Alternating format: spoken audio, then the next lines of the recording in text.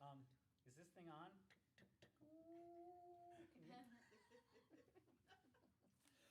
Well, to our, those of you who are listening at home, shit. Don't clam up now that you're on the air. Now that you're on the air, you're like freaked out yet. Okay, You're not there. so Nothing to drink here. So what are we talking about?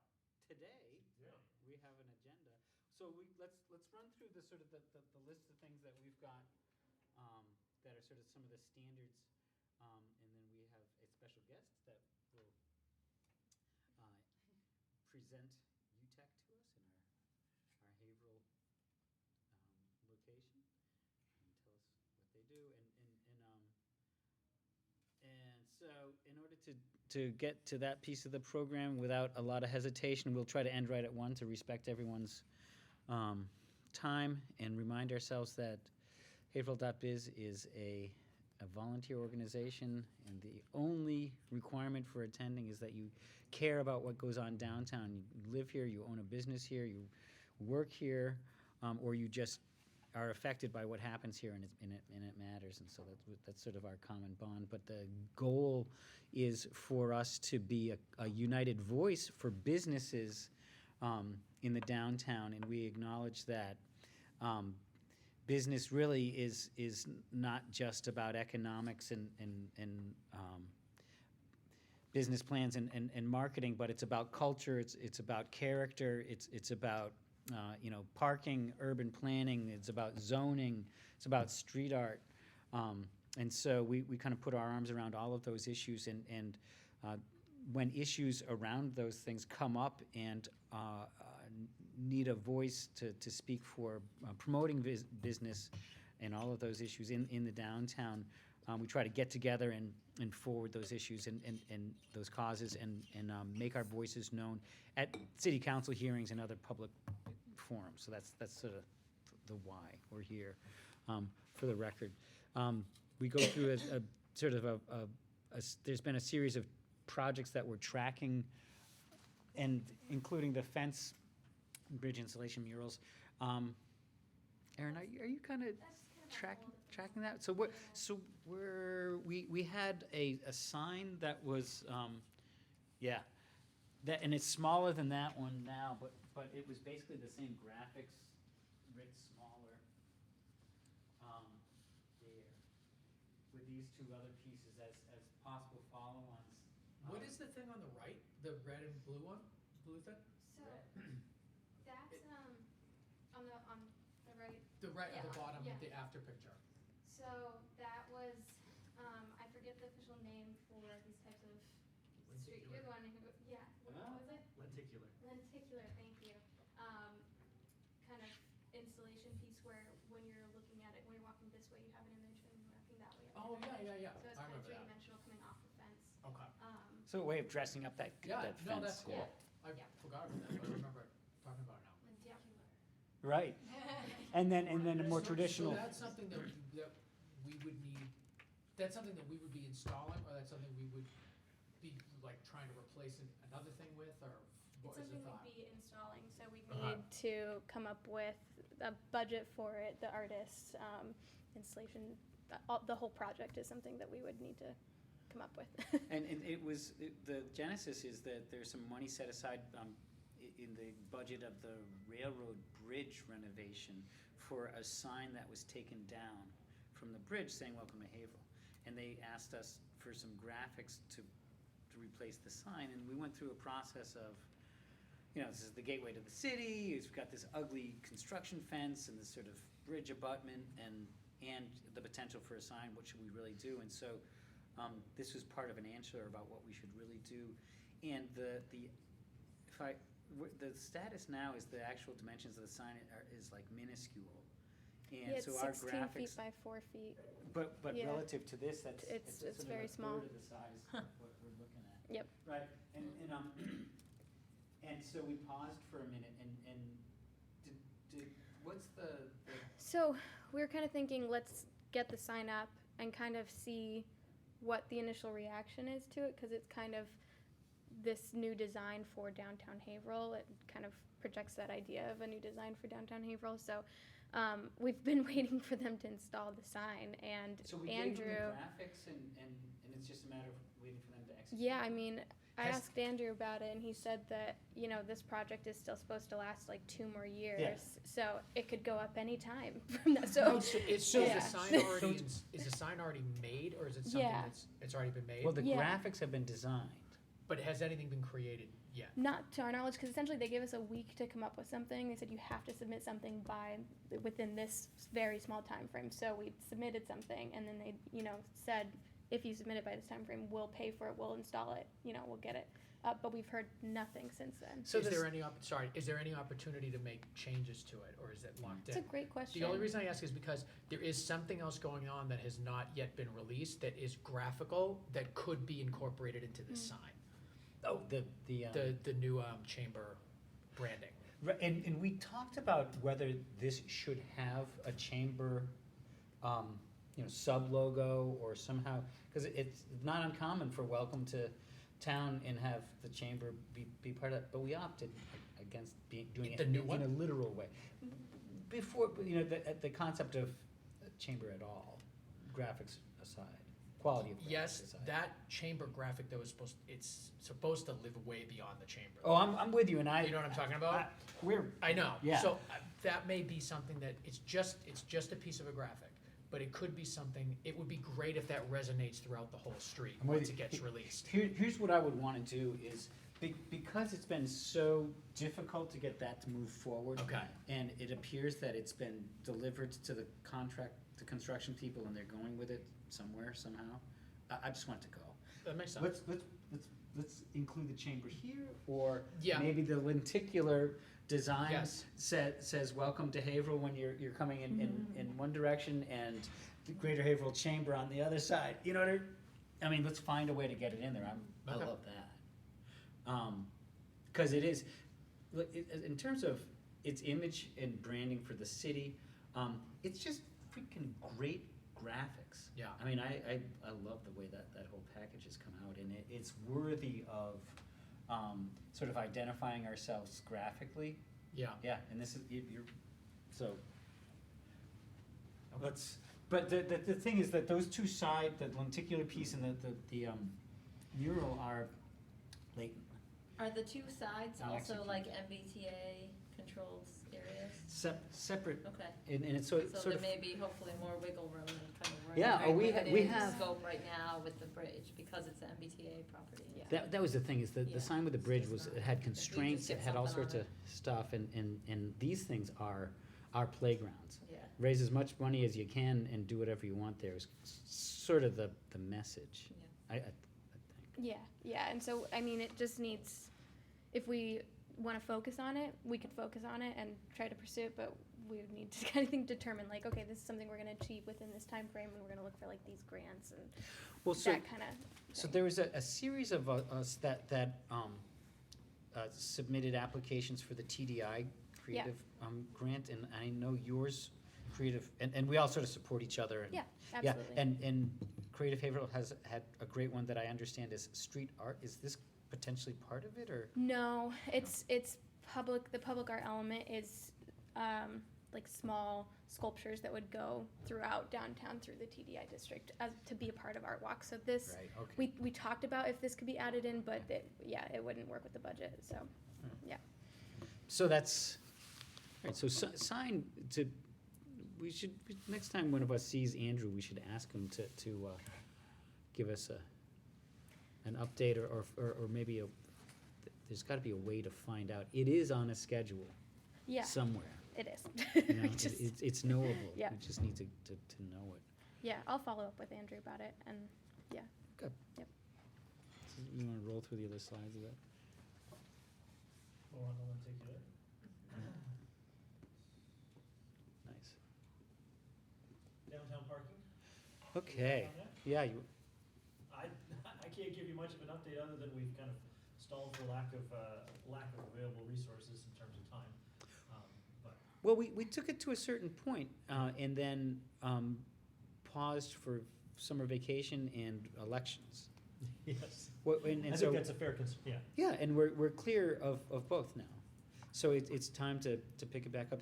The idea was to try to get some progress with the parking situation, some control over the parking situation, that could demonstrate positive movement and sort of take control of the narrative, because there's a perception there's a parking problem, but there's not the numbers that back up a quote-unquote parking problem. And, you know, the perception does things like causes my clients to not proceed with a $12 million development project because by rights, allowed by zoning, because they're concerned that people would show up at city council hearings and claim there's a parking disaster that doesn't exist. And so it's bad that perception exists. But so to try to get some positive movement about that, we were gonna take the list of recommendations made by the parking consultant to the city that had not been acted on because many of them were politically controversial at the time they were voted on.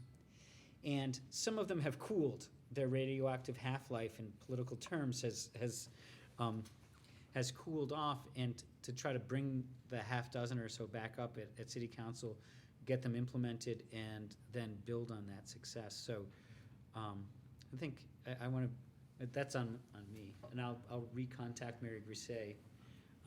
Yeah, in I'm the- part of it as well, and I bear some responsibility. Yeah, so let's she, you know, it was her that sort of caused the, you know, raised her hand and said, I got a problem, let's try to solve it. Mhm. And so we use that as a call to arms. So let's let the three of us pull that back out in the next week or so. Okay. I see all these concerns here about the parking, and this is all, I think this is all good, but do we know what people are complaining about when they say that there's a parking problem? Is it that they themselves can't get to work, or do they think that their restaurant or store is suffering because there's not enough parking for the patrons? Or, like, what is the root problem that people have? So these are concerns that Mary herself has observed. Okay. And within her organization, and operating her business on Essex Street. So this is her first-hand account. We're hoping to get the ear of other businesses that had raised significant concern about parking, to understand, you know, what they see, what their concerns are, and take a more balanced perspective, higher Well, yeah, sample 'cause size. these don't seem like things that patrons would say. Right. You know what I'm saying? This is Mary, a business owner, He's- yeah. And I'm and she's like, pretty rational, pretty nuts and bolts, and so this is just parking and getting to your job. I mean, I just feel like when people have successful businesses, they're not gonna care about parking anymore. Like, if there's 100 people in your restaurant, you're never again gonna think about parking. Like, because there is parking available, and people will park, they'll walk 5 blocks to get to a restaurant in See, Newburyport or this is- Boston. we agree. This is, it's a perception perception problem. It's issue. not an Yeah. actual, you know, But capacity telling problem. people that they don't have a problem is not gonna make No, them that's- feel like it's. no, that's exactly right. It's- That's exactly right. How do you combat that perception, but also offer some sort of Right. solution? Well, so we have these 18 recommendations from the parking consultant. At least 6 or more of them are politically not controversial. Each will help the situation modestly, but will help. And so my hope is that if we can get 6 or 8 of these recommendations passed by the city council, we can create the perception of progress. Mhm. You know, because there's a perception of a problem where there isn't any. Let's have the perception of progress where it might be modest, but it'll be real. That's the Yeah. start. I mean, that was the strategy for the There's- opening There's salad. that, and there's a lot of, we have 10 active construction projects Right. in downtown. And the demands, we think, are oversubscribed in terms of each one was passed when there was available parking, but it wasn't considered that the pipeline of all those would impact what that available parking is when the day they opened. Mhm. So there's sort of a broader set of issues that what we described as the 18 recommendations, 6 to 8 of which we'll pursue immediately, is low-hanging fruit. Yes. There's 2 broader questions that we want to answer when Seth gets some free time. Maybe it'll, Yes. maybe we need to answer it before that. And it's if we look at full zoning build-out with the current zoning overlay, how many cars does that claim to park, and do those spaces actually exist? And I don't believe that the city can answer that empirically. They haven't done that study, so we're gonna do that study. And the other is the first echelon is of the projects that we've got into construction now, you know, how are they gonna be parked? And the last piece is, as I said, when everything is fully built out, how many spaces are gonna be Yeah, we're on a roll. imagined? We don't wanna slow it down. No, that's the thing, is, we don't wanna slow down development, but we wanna have smart parking and all of that. It's find the balance, but Mhm. Can I say something? please. Of course, I don't please. know what the recommendations are from the consultant, but you could even just send like a recommended blurb to all the people to put on their website of like where to park. So then it's like, just like That's a good idea. just like increased communication of where the parking is. Like, I know I don't come downtown very much, so like if there's very clear signs like spots this way, spots that way, like at a couple like key points where people will be like entering and exiting. That's a good That's a idea. really good idea. You know, as Haverhill.biz, that's something maybe we could put together a graphic and distribute it to all the businesses that are on our list, to have them include in mailing lists and emails to clients, just like, we're an organization that can do that. It does make you feel better too when you see like the P, and when you're driving through Boston, you see like the big P, and you Right. know there's a parking lot near you, you're like, okay, good. Yeah. There's Exactly. something close. Consistent signage makes a big difference, because otherwise you're just looking for random lots. Maybe that's something that we should be And focusing on that's too. actually, was in the recommendation, was improvements on signage Signage, yeah. and consistency amongst them. But I love that idea. Just yesterday I called, I'm putting together a production, I need to make sure I can get like 10 cars somewhere to eat for lunch. And we're gonna be near Essex, and I know Essex is a pain in the ass to park, so I called the restaurant, I'm like, where do we park? And they go, oh, just go to our website, we have all the details of how to park. They had like an overhead map, Yeah. and it showed where they were related to Nice. the parking, and I, Nice. great idea. Yeah. Yeah, we should, let's, I think that's something we could. let's pick that up. If Yeah. you're able, I'll make a commitment to Yeah, let's Get- add that to the list. let's get that on for this coming week. Let's get a meeting Okay. in the books with Mary and It might just be as easy as like an overhead Google map with arrows drawn, customized for each restaurant. And Right, just and giving we're it not to talking high numbers. There's Yeah. 20 of them maybe under consideration that are publicly facing. well, for restaurants. Yeah, I would also think maybe there's a graphic that we could do that establishes parking lot locations and number of spaces that would be Yeah. useful for all businesses on our list, and we could just distribute it. You don't Um, even have to customize it. I mean, if they wanna customize it, they know where their store is and I they guess, can yeah. go I guess- in, but then you just have that map that they can And use even that as they explains want. like the difference, because over there it's free until 3, here it's, you know, it's all, there's See- like, if there's a way to kind of just, That's part of I the like this a recommendations lot. is to make a it's very, it's all regular, different depending where you predictable, go. single parking, charging Right, regime, but for now, between now and then, a graphic that like translates it for people would just be like, yeah. A parking map for Yeah. downtown that just does the whole damn strip. because we Yeah. have a parking map, but it's an engineering drawing. right, and Yeah. not a PDF that's usable. There's something on the city. It has your phone number on The it. city How do I parking read website, this? it's not great though, but I've used it because I send people that link because they have to get their permit, when you're an IHUB member and you get your parking permit, there is a little one on Good. the city Yeah. website, but I don't, it's not probably clear or exactly specific. There's like 10 zones. It's confusing Yeah. if you don't take the time to actually digest it. If you It's- just, I need to park, I'm going here, that's the kind of level we're after. And this is it's a consequence of the political process of, you know, the desire to get something in place at all. Yeah. And then it was just sort of hacked up and cut up and, you know, I want free parking and I want, all you know, monetized only after 3 until 8, and it's, Right. oh, God. It's, but, It'd be Even if cool we- if like it was on, even if it's on the city website, and it was just like, I wanna go to G's, and you say, I wanna go to G's, and the map tells you, well, you should park at the lot by the tap, like, Yeah. that's your best parking, or something Yeah, like that. I no, don't know. there is that integration with Waze and Yeah. Google Maps, so I'm not sure Yeah. if there's something that we can add to that to make those parking, like, Yeah. something we can do as a community to make the mapping apps smarter for visiting some of these Right. places. well, let's put that on our list for the conversation with Mary and get that going. All right, Summer vacation's over.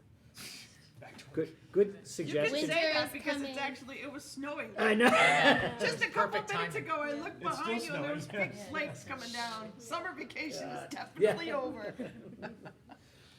Well, anything else before we get to our guest Yeah, speaker? it's Please. very, very quick. Go ahead. No, please. We've been, you and I and Dugan and stuff have been talking about, what I've noticed is that there's absolutely no structure in place to have production in Haverhill. It's nothing more than a phone call, you don't know who to talk to, there's no registration process. Media film production. Yep, and film people are office. shooting here, but it's not, there's no process that tells you how, people to talk to or how to get the right clearances or who to call, whatever.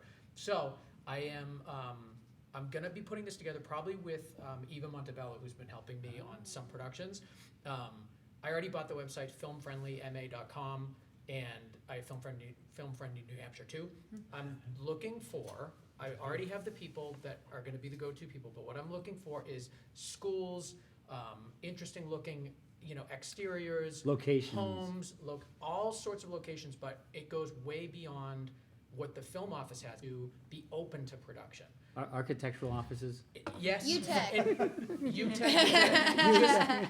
The reason is I work with, there's only a handful of location scouts in Boston. I've talked to them all. They're like, we love shooting in Haverhill because it's easy to park, which is kind of crazy. But they said it's easy to Comparatively. park. There's no restriction. You can do whatever you want. And, but there's no structure in place. We don't know who is open to having production. And they don't, it costs $750, $800 a day to have a location scout go door to door, where if there was just this one place that people could go, they can save money on their location scouts and just immediately have access to places that are open to it.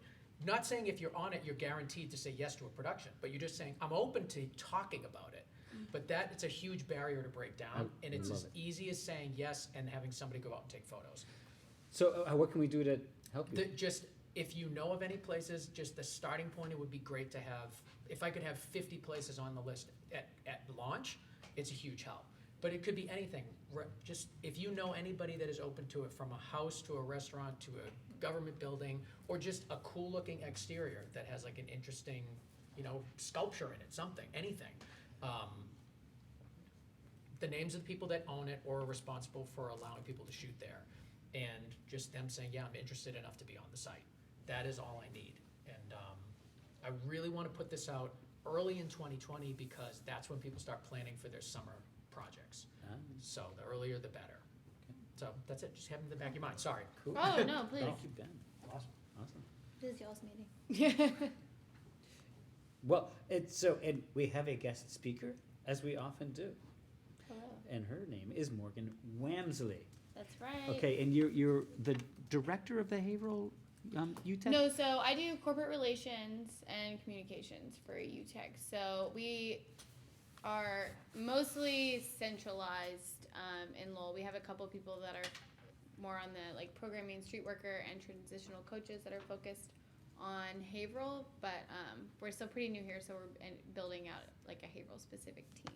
So give us your overview, and Yeah. thank you for joining us. So the way that we start every shift with the young adults is we do a mood check and we answer questions. Ooh, so broad picture, what's UTech? I'm gonna get to that. Oh. But first, so a mood check is a scale of 1 to 10. How are you doing today? 1 being it's the worst day ever. 10 is best day ever. I can't imagine being anywhere else. And then we answer a question, and the question that I'm gonna have us do today is, what is your favorite Thanksgiving tradition? So I'll start. I'm Morgan. I'm feeling like a 9.2. Really excited to be here. I like being in Haverhill. All right. My name's Seth. Right now, probably about a 7.5. And let's see, favorite Thanksgiving tradition? Pie. Nice. Like pie. What kind of pie? Any pie. All the pie. My grandmother had a spread of pies. Nice. You could feast on pies. All pie.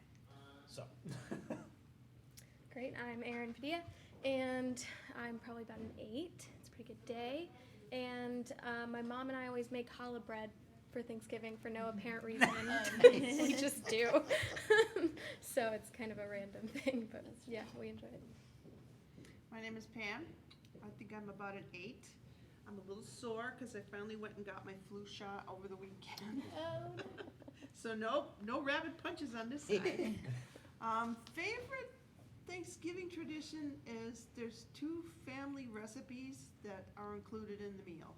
So one of them is a special rice dish, and the other one is, and that one's savory, and then the other one is rice pudding. Oh, So they're nice. both rice-based, but they're totally opposite. Oh. One came from one side of the family, and one came from the other side. Cool. Apologies. I guess I'm a 10. I'm feeling a great mood right now. So what are you gonna say? So my name is Ben, so I'm a 10. There you go. It rhymes. It's good. My favorite tradition is, it's not every single year, but we always will figure out what is the next family movie that we make. And we usually will do it. We'll plan it out on Thanksgiving, work out all the rough edges, and shoot it over the next couple weeks, and then show it at Christmas Eve. that's Oh. super fun. Used to be every year, but now it's we're doing one this year, but it's every, I don't know, 3 to 4 or 5 years. Depends. It gets harder and harder each year. I'm Stephanie. I will say that I'm 8.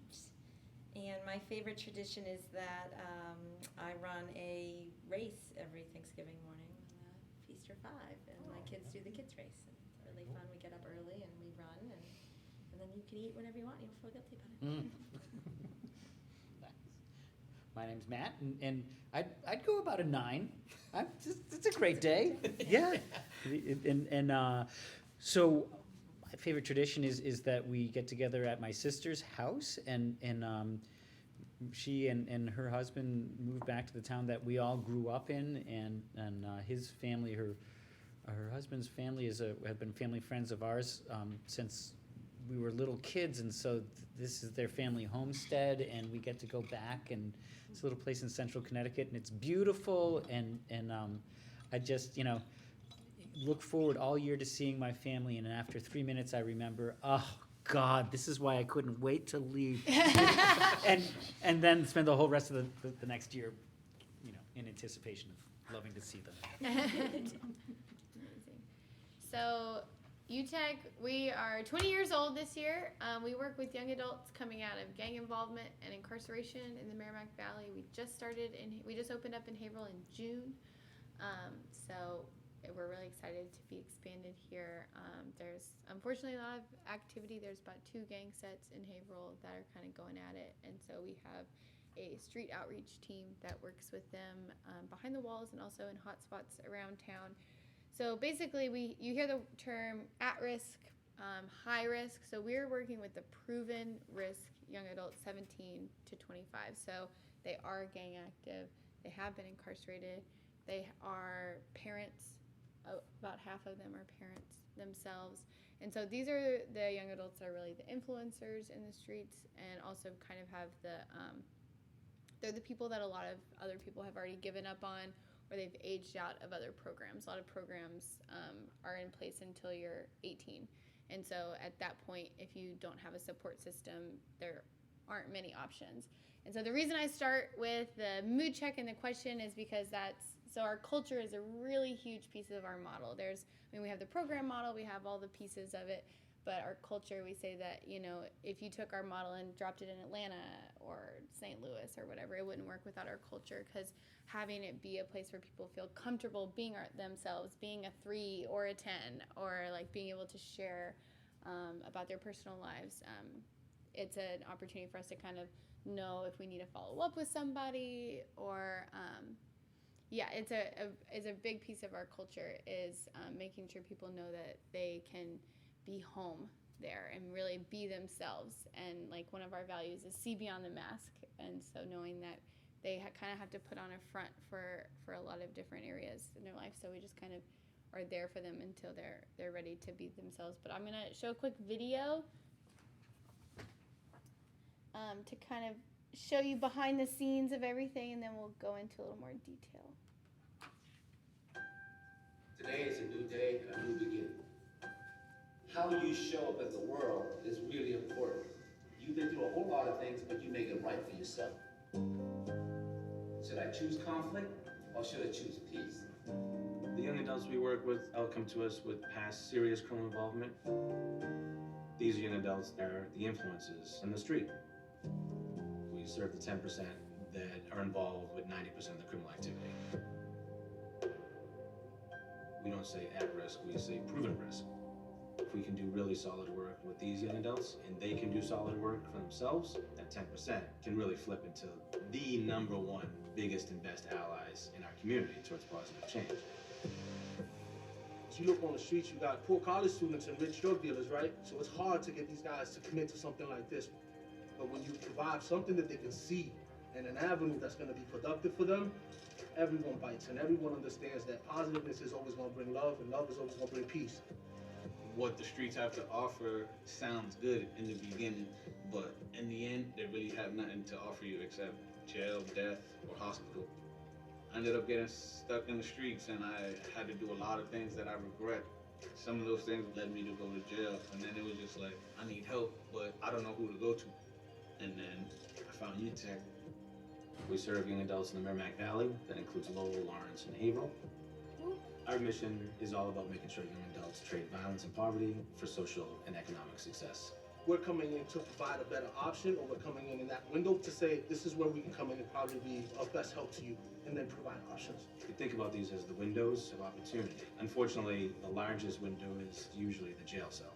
The thing is to build that consistent relationship. I will be there today. I will be there tomorrow. We are not going to give up. We are that support system that is not going to go away.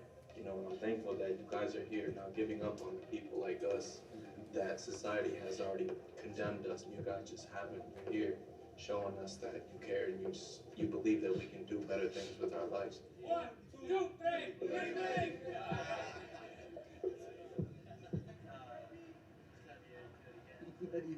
He's a young adult. You dead, baby. As a street worker, we're peacemakers in our community. We're violence interventors. We're brothers and sisters who have been through same struggles. Street workers who are picking up a young person on release day and get right into the UTech program. We start young people out at Transformative Beginnings at the Mattress Recycling Plant. And they learn to work hard and diligently. And once you get those skills, then you move into the actual workforce development part of the program. We have wood shop, a cafe, culinary department. They're placed in one of these areas. We produce a line of cutting boards that's sold in Whole Food stores from northern Connecticut all the way up to northern Maine. A lot of our young people don't have their high school equivalency, so they can gain that here. They can work half a day there, half a day in the workforce development. Not only has it been great to see them help transform their own personal lives, but they've been a part of advocating for bills that have passed. I remember I did a lot of things in the State House. I spoke in front of 200 people to talk about an expungement bill that we were trying to pass. I told them a story. I told them a little bit about me and a little bit about UTech. I told them that this expungement bill can help not just me, but a million other people. The reason why I do the work is because a lot of people like me don't have the opportunity to do what I do, and I just feel like I'm opening doors for other people to speak, to actually have a chance. I don't want to see my kids go through what I went through. So if I could stop that now, then I would do it.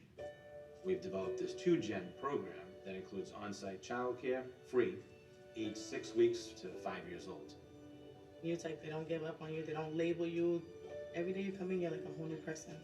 Here in Massachusetts, 52% of every 18 to 24-year-old who gets incarcerated will get rearranged within 1 year. For the past 5 years, our recidivism rate has been below 15%. Man, love is really just loving someone unconditionally. It's to struggle with people, to help them realize, yo, you have a purpose. You're amazing. Let's be amazing together. I broke down when I seen the love that UTech was giving me. It just made me want to change and give back to the community that I'm a part of. No matter what you did in your past, anybody that walks in this building automatically gets mad love from everybody. A big piece of our mission is to make sure that young people decide, where they want to have their focus, and then they get a chance to create change. You had to really want the change. There's always light at the end of the tunnel, man. You just have to put your shoes on, tie them up, and walk, because the tunnel's not dark forever,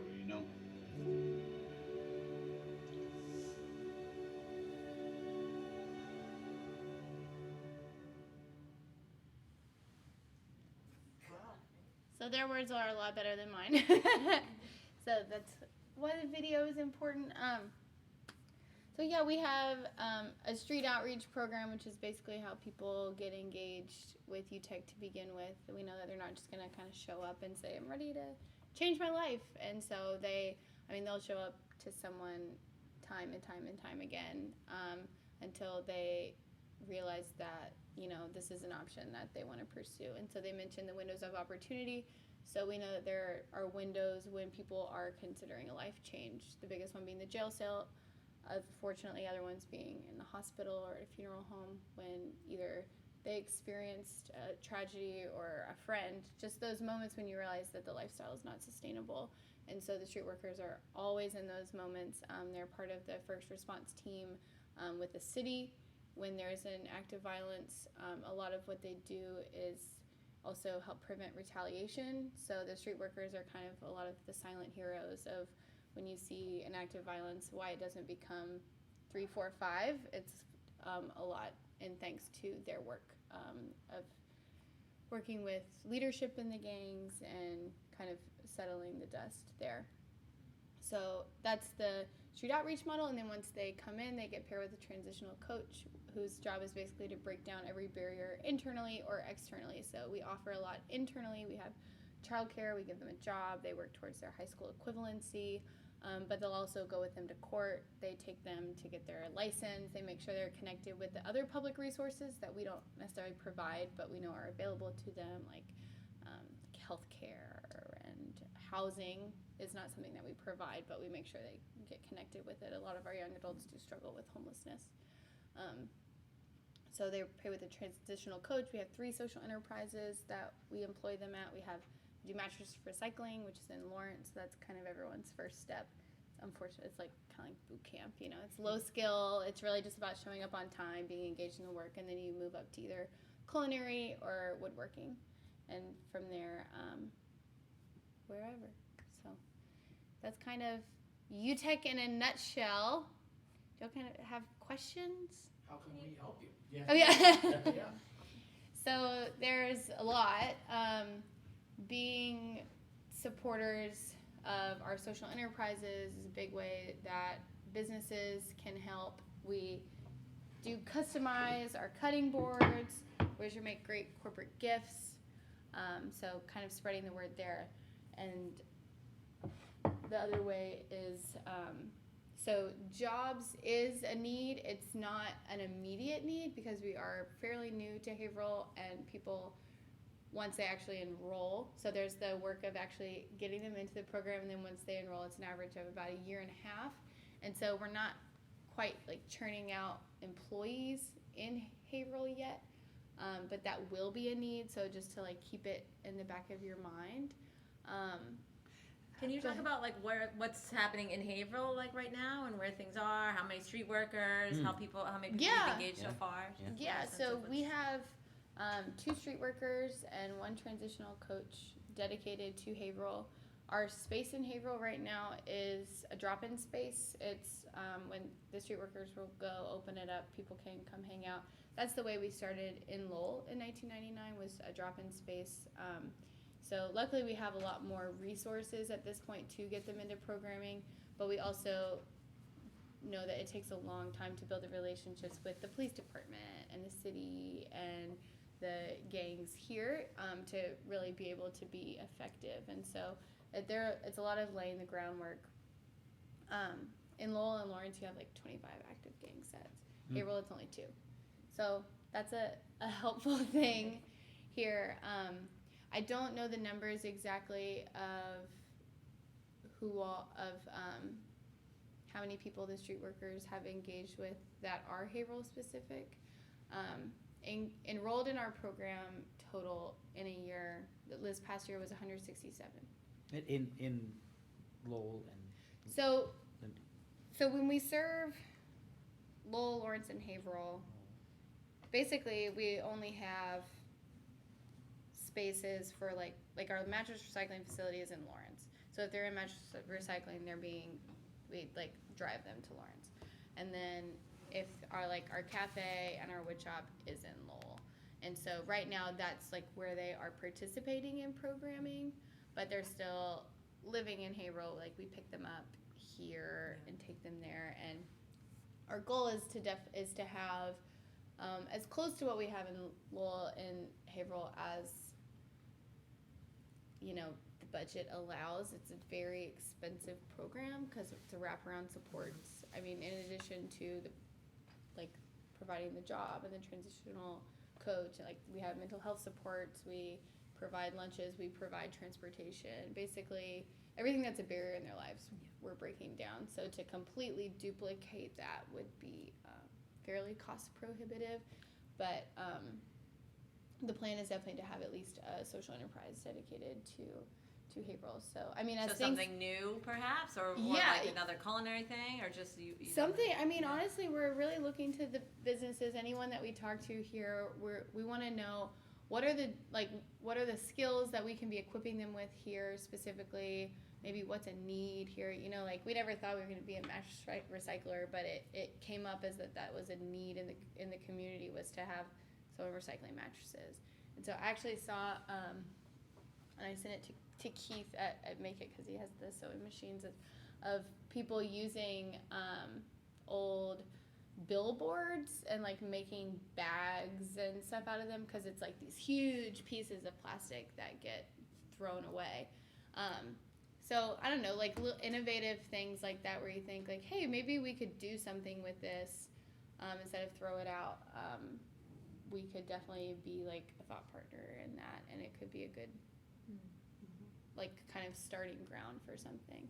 Because we definitely want to, as we expand, not just say this is something we want to do. We want it to fill a need in the community. We want it to give them the skills for quarry-friendly jobs. We don't want to equip them to just go out and not be able to get a job because of their record. Unfortunately, there are a lot of barriers there. So we would definitely want to do it based on the community here. So the Haverhill location is a drop-in center currently, and as the numbers of people served grows, that a social enterprise is going to be added, and it's sort of it's a seed that's planted, that's growing. Yeah, exactly. That's the plan. I don't have an exact timeline for that. But there's two street workers that are dedicated to Haverhill, that are out there every day. Yep. That are in and among us. That's great. I love that. These are heroes in our downtown, in our neighborhoods. And the city leadership has been really amazing at wanting us to be here and starting to include us in the types of things that we want to be a part of, like Peace March a few weeks ago in Mount Washington neighborhood. All of our street workers were there. Dugan has been great, including me in things to make sure, as we're thinking about, economic development, that we're also thinking about this population of people that might have records, and how do they fit in to this? So I will say, the community has been great. It's just about making sure we're biting off what we can chew in the right timing. I wonder if that's something as a chamber or as Haverhill.biz we can think about what businesses or social enterprises could interface with the, Yeah. What would the timing be for something like that? When for which timing for what? If there's the seeds of a social enterprise were starting to grow, and people thought this was something that was right for UTech, and how, is that something that's going to happen in the next 3 to 5 years, or this year, or? I would say probably 2 to 5 is safer than this year. Yeah. Yeah. I mean, introductions are huge. We are new to this space. I get out there as much as I can, but just getting to know the community and making sure that, as the things do come up, that we would be top of mind. If you're thinking about people to hire, or if you need corporate gifts, or if you're recycling a mattress, Our space is available for rental. That's what I was gonna ask, because somebody had asked me not too long ago about, a place to go to have a big meeting. It's not a bar or a restaurant. Can you have it in City Hall? And I'm like, yeah, kind of not. Yeah. Do Because UTech, yeah. And I was there probably about 3 weeks ago, and there was a church group that was there using the back space. Yeah. So I was thinking, if somebody has a big meeting, that would be a great place to Yep, we rent out our space. It's another way that we generate revenue, and it's. Do you have pictures of it? I can send them out to you. I'll send them to Stephanie. It's a pretty cool space. I know that there's a flyer specific for that.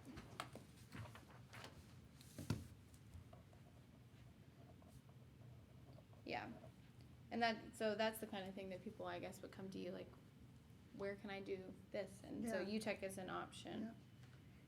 Do you do your catering out here, or is that just in Lowell? We could come out here for a big enough order. It would probably just be a minimum. Yeah. And I'll talk to my culinary director about I what mean, that like would I be. do a lot of small catering, you know, and I always try to support our local businesses, but for our meetings and events we do Mhm. here. But, Yeah, it's a good option to put into the cycle of yeah, different places that you so go. add to my rotation. That'd be cool. In fact, yeah, if there's menus, that'd be a way to get people starting to think about how to interface and support. Craft services for production, always looking for stuff. What's that? Craft services for productions, we're always looking for caterers, Oh, okay. all the time. And what is that? What's craft service? You'd be you'd basically be responsible for providing food for film shoots and commercial shoots and things like that. Oh, okay.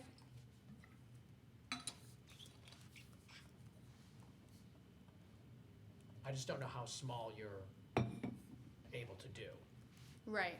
and how much you're able to travel, but Yeah, so I'll ask our culinary director what the minimum would be to come to Haverhill, because I know it's outside of our, Like the Like, Lowell's, yeah. yeah. Group. And they have they have a cafe and a really big function space in Lowell. And they do weddings at the one in Lowell. Mm-hmm. And we've done, one of my prior job, we did some conferences and stuff there. So. Oh, cool. Yeah, we just had our big gala Yeah, I last saw that. Wednesday. That was great. We knocked down a wall to fit more people. oh, I want to see pictures because just for locations like I mentioned earlier. Oh, their site yeah. in Lowell is We're gorgeous. always- yeah, I It's mean- very cool. It's an old building.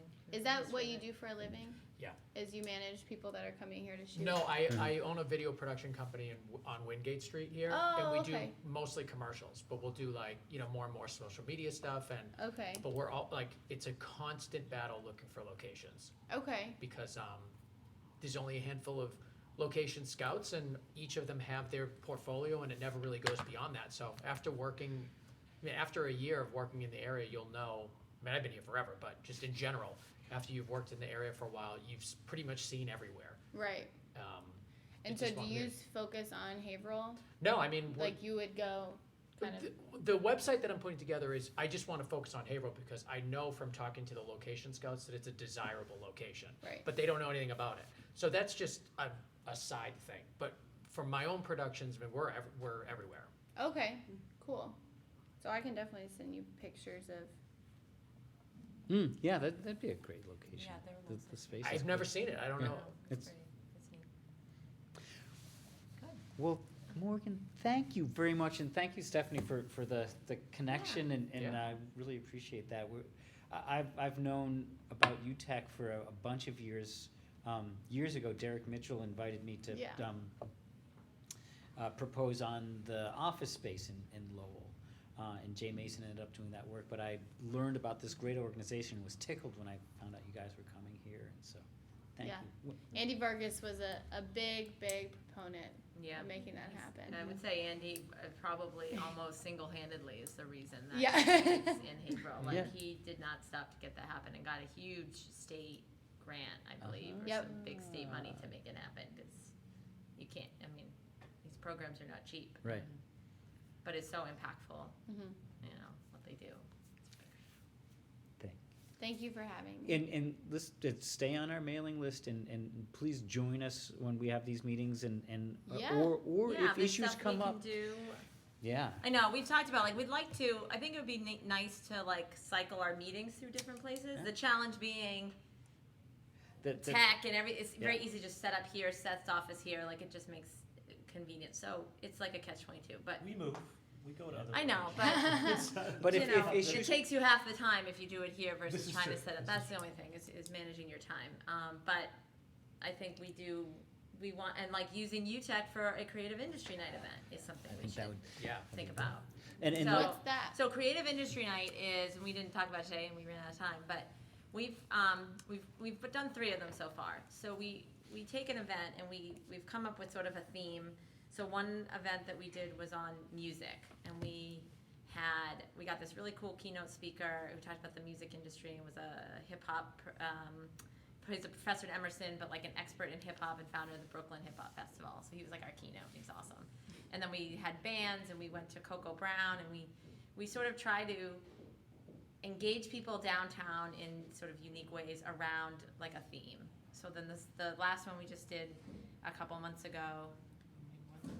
It was a long It time was- ago. Already a long time ago. Was on film and media, and Ben has a really successful podcast, so it was also a live podcast of his show with like 3 really successful sort of local industry vets in the film industry, and then we had like a little after party, but just trying to tap into sort of the creative industries of Haverhill, but also in an event that is really open to anybody that wants to support creative industries. So you don't necessarily need to be a filmmaker to come and participate and be part of this community. It's You a- could it's be a- anybody. And It's a so- fun, cool night of yeah, so any we- of the themes. It's a fun, cool. So thing we're to do. like, kind of in a little bit of a lull here, trying to figure out what's next. We're applying for some grant money to try to help make this a little more sustainable, because we've done it totally grassroots on our own with no budget, no money, and just all volunteer hours. And have had 3 pretty successful events so far. So our next one, we want to focus on, I think we're talking about writing and novels and Yes. There. yeah, literary, there's a lot of like, there's a huge literary community in Haverhill that's not tied in with us. Yeah. So figuring out how we tap into that, while also making it appealing to kind of who's following our creative industry night and where we do that. We've tried to also have all the events at different locations, so that way people see something new, they experience downtown differently. We did one in like a unused 2nd floor spot above the tap. So it's like somewhere that you never would be. And thanks to Ben and Seth and their expertise, like we had lighting, we had it look really cool. So doing things like that. So hopefully by early spring, we'll be ready for the next one. And Yeah, we're just trying to daylight what's going on here, give people something to talk about. Yeah. And because we see that the creative industry is something that Haverhill is ripe for, that we can do a lot of good and continue to do a lot of good. so it brings people downtown, introduces, we have new residents who are moving into these apartment buildings who probably don't know anything about Haverhill, so make sure they're part of the community, engaging our existing business community, and just saying, hey, I had no idea that, Ben does this hugely successful podcast, and he's like this local guy with a studio down the street. Like, just that kind of connections have been really fun so far. So UTech would be great to sort of add into that Yeah. cycle of Yeah. locations, Where we and but also as things come up that are Haverhill specific, and that you want an ally about, bring it to us, and Yeah. like Mary with the parking, we're looking for a call to arms for different things, and so part of our community, down here in the downtown. If we You're can here. support you Let's- guys, let's- or if there's Yeah. an issue, or I don't know, or if you bring your youth workers in for a day to just like share their stories and practice their like public speak. I don't know, just whatever. Yeah. It could be, Yeah, like, I love yeah, stuff in like fact, It's that- great. Oh, that's awesome. And So- I know that we will eventually want to hire like a Haverhill director specifically, so we'll want to pull from the community. So we'll let you know like when we have a job description for that, if you like have any ideas. Great. Well, we typically sort of run through, we touched on the next creative industry night, and I think we need to sort of put that on the front burner between now and the next meeting, and get that going. I think all of us waiting to see where the grant goes. There's, and that'll just put it into focus in one direction or another, but it's still gonna happen. We also do sort of a rundown of development projects. Let's table that for the next meeting. There's a lot going on, We don't have and time to talk about I hope next time we meet, I'll be able to add a project of my own to that list. Ooh. Yeah, Hey. yeah, Alright. I'm trying. But it's 1 o'clock and, you know, this is Haverhill.biz and we all gotta get back to work at our bizzes. So, so any urgent last minute things that people need to get into the record here, let us. Yeah.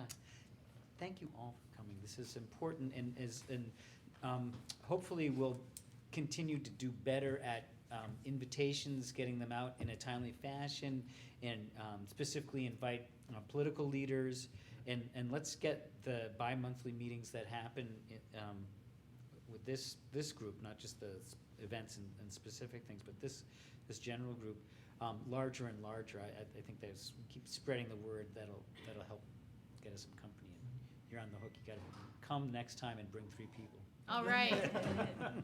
All right, that's all I got. All right. Thank you. Thanks, y'all. Thanks for coming. Very informative. Yeah.